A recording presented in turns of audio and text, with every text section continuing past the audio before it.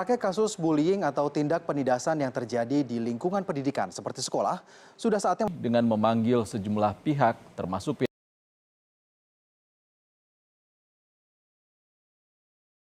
A few moments later. Halo semuanya, apa kabar? Di sini saya ingin bertanya, apakah kalian semua pernah mengalami yang namanya bullying? Pasti pernah dong. Nah, kalian sadar gak sih kalau sebenarnya kalian tuh pasti pernah bercandain teman kalian kan? Nah, dari bercandain teman kalian itu tuh udah termasuk yang namanya bullying. Karena gak semua bercandaan kita itu bisa diterima oleh orang ataupun sebaliknya.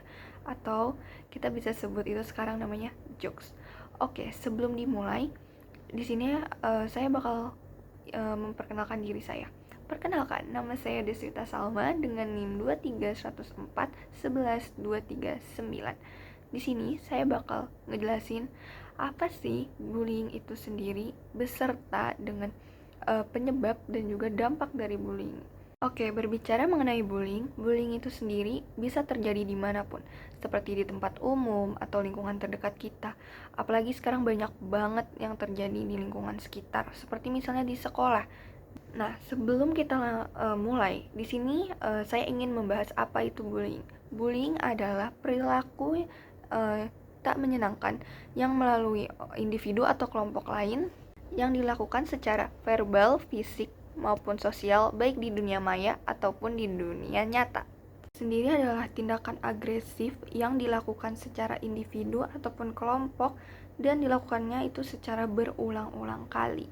Dilansir dari Universitas Muhammadiyah Sumatera Utara atau UMSU, bullying biasanya dilakukan oleh korban yang dianggap lemah atau berbeda dari yang lain, dan hal tersebut bullying juga biasanya terjadi secara terus-menerus, dan apalagi kebanyakan korban ini mengalami trauma dan berujung bunuh diri ataupun kematian karena sering mengalami bullying oleh teman-temannya yang buat dirinya takut akan hal tersebut bisa terulang lagi. Dan juga penyebab dari bullying itu sendiri yang terjadi di sekolah bisa bermacam-macam. Misalnya seperti kita tidak mau masuk sekolah, terus juga bisa mengurung diri, kondisi fisik yang menurun, terus juga adanya sikap yang membuat kita berbeda, seperti emosional yang mungkin berbeda dari sebelum-sebelumnya, terus adanya sikap tertekan yang membuat dirinya takut akan hal tersebut bisa terulang lagi. Terus juga untuk menyebabnya bisa karena kurangnya rasa perhatian yang mungkin dari orang terdekat seperti keluarga yang harusnya menjadi support system, teman, dan juga sahabat yang seharusnya ada untuk dia, merangkul dia juga. Terus juga mungkin bisa juga lingkungan yang kurang baik, dan masih banyak lagi. Bagaimana cara mencegah bullying di lingkungan sekolah? Jadi cara mencegah bullying itu yang pasti kita harus care sama teman kita yang mungkin mengalami hal tersebut.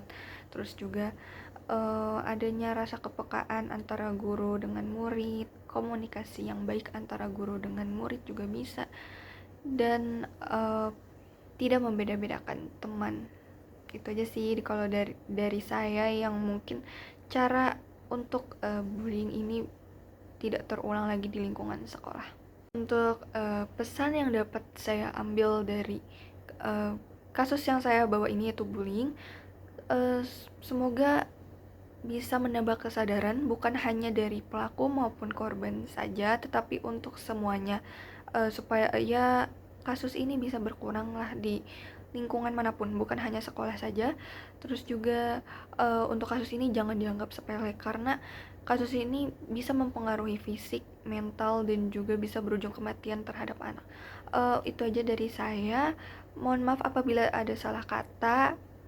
Sekian dan terima kasih.